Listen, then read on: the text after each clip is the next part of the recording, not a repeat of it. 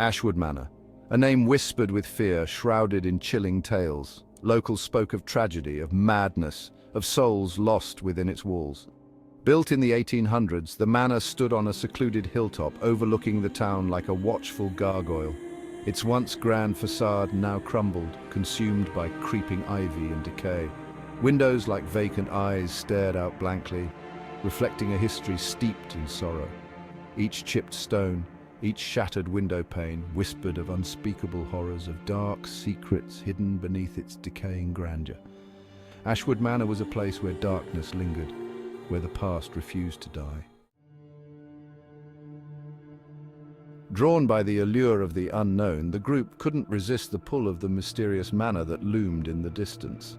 4 friends dared to challenge the manor's ominous reputation, each driven by their own unique motivations. There was Liam, the skeptical leader, driven by morbid curiosity and a desire to uncover the truth behind the legends. Emily, the adventurous one, yearned for a brush with the supernatural, her eyes gleaming with excitement at the thought of encountering ghosts. Jake, the timid soul, was fueled by a need to prove his courage despite the fear that gnawed at his insides. And Sophia, the pragmatic voice of reason, harbored a secret fear she couldn't quite place, yet felt compelled to face. Armed with flashlights and a sense of trepidation, they stood before the imposing iron gates, their hearts pounding in unison. A chilling breeze swept through the gnarled trees, whispering warnings they couldn't ignore, as if the very air was alive with secrets. The heavy gates creaked open as if reluctant to grant entry, groaning under the weight of years and untold stories. As they stepped onto the overgrown path, the air grew thick with anticipation, heavy with the weight of unseen eyes watching their every move. They were trespassers on hallowed, haunted ground, each step echoing with the whispers of the past, daring them to uncover the manor's secrets. Inside, the manor was a labyrinth of shadows and silence. Dust-laden furniture lay draped in white sheets resembling ghostly apparitions frozen in time. Cobwebs, thick and grey, clung to every surface, testaments to years of neglect. The air hung heavy, thick with the scent of decay and the weight of forgotten memories. Each footstep echoed in the cavernous halls, amplifying the silence. Floorboards creaked beneath their weight, as if lamenting their presence. They moved cautiously, their flashlights cutting through the gloom, revealing glimpses of faded grandeur now consumed by decay. A sudden sound, a whisper, a sigh sent shivers down their spines. They stopped, hearts pounding, straining to identify the source. Was it merely the house settling, or something more sinister lurking in the shadows?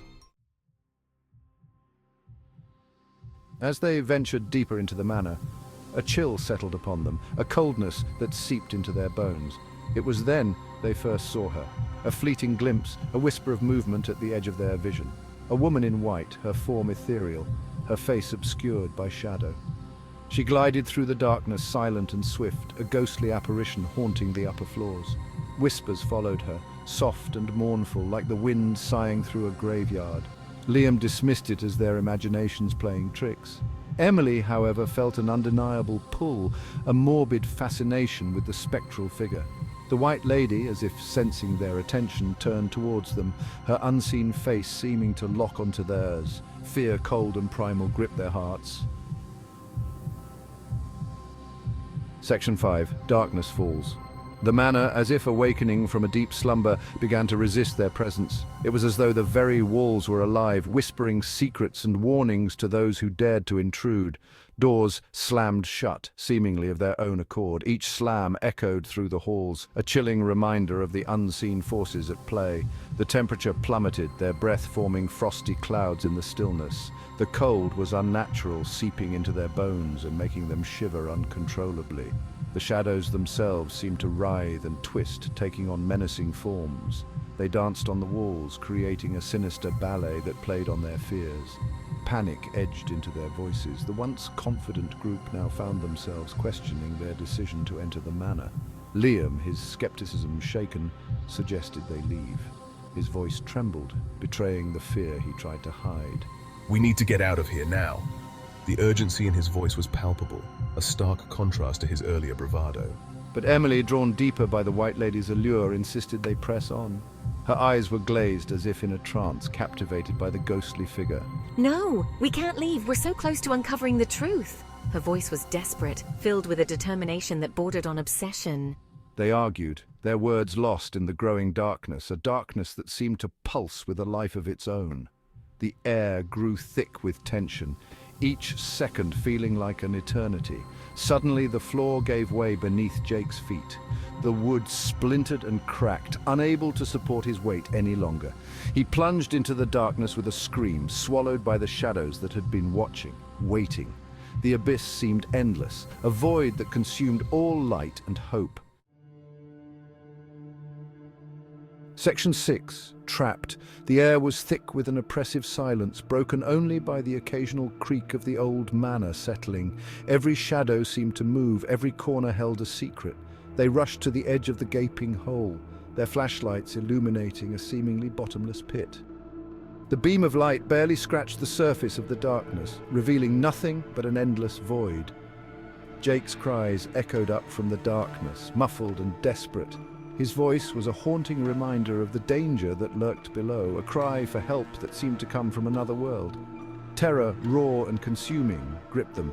It was a fear that gnawed at their very souls, a primal instinct that told them to run, yet they were rooted to the spot. Liam, his leadership tested, lowered himself into the abyss, using a rope fashioned from their combined jackets. Each knot was a lifeline, each tug a reminder of the fragile connection to the world above. Hold on, Jake, I'm coming down! His voice was steady, but his heart pounded in his chest, each beat echoing the fear he tried to suppress.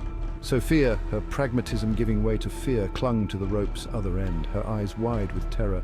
She could feel the weight of Liam's descent, each movement a test of her strength and resolve. Be careful, Liam. Please be careful.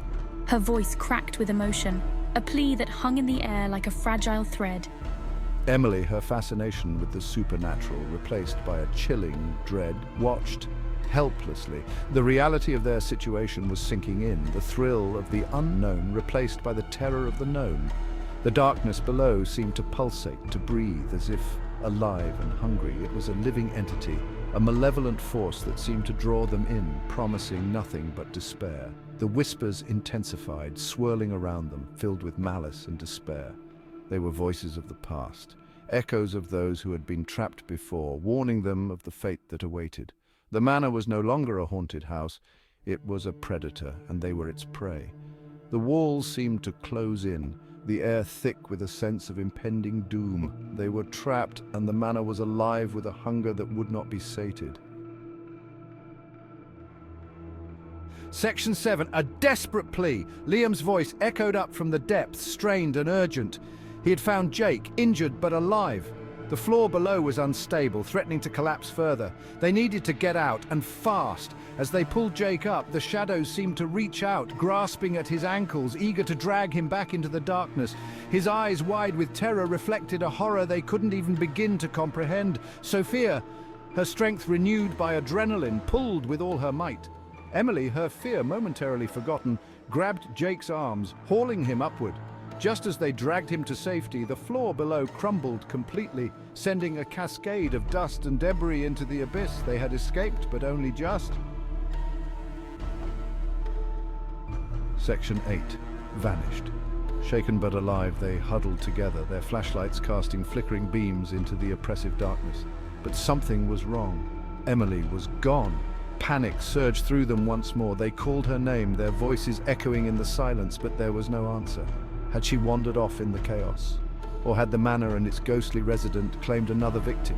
Liam, blaming himself for their recklessness, searched frantically for any sign of her. Sophia, her voice trembling, called out Emily's name, her pleas lost in the oppressive silence. The darkness seemed to press in on them, suffocating them with fear. Where was Emily? Section 9. Fleeing the shadows, they ran, their fear propelling them through the labyrinthine halls. The manor, no longer a place of exploration, had become a prison, a nightmare they desperately needed to escape.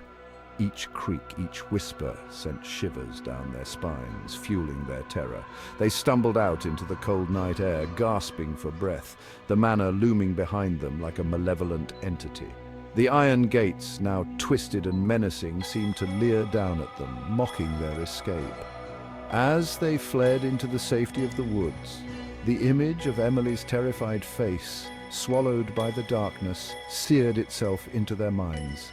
The manor had taken something from them, something they could never reclaim. Section 10, Forever Haunted. Ashwood Manor remained, a silent sentinel atop the hill, its secrets buried deep within its crumbling walls. The legend of the White Lady lived on, whispered by townsfolk who knew the truth, who understood the darkness that lingered within. Liam and Sophia carried the scars of their experience, haunted by the memory of that night, by the chilling whispers that followed them home. They had dared to challenge the darkness and had paid a terrible price. Ashwood Manor stood as a chilling reminder that some doors are best left unopened, some places best left undisturbed, for within its crumbling walls, the echoes of tragedy, of madness, of souls lost would forever resonate.